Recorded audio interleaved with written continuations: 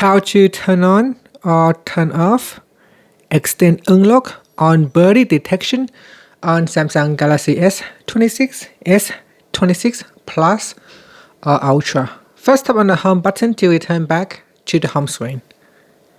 Then swipe down at the top and tap on the settings icon. Now in settings, we now go down and tap on lock screen and AOD. Then tap on extend unlock. Here we need to enter in the current pin, the lock screen pin, and tap on continued. Then tap on got it. After that, tap on birdie detection.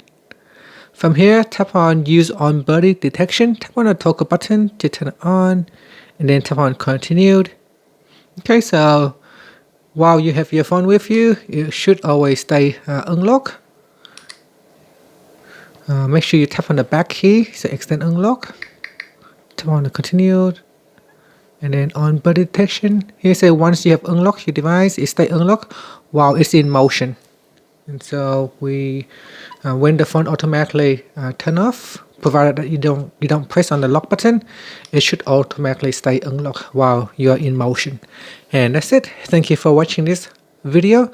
If you found it helpful, please like and subscribe to my channel for more videos.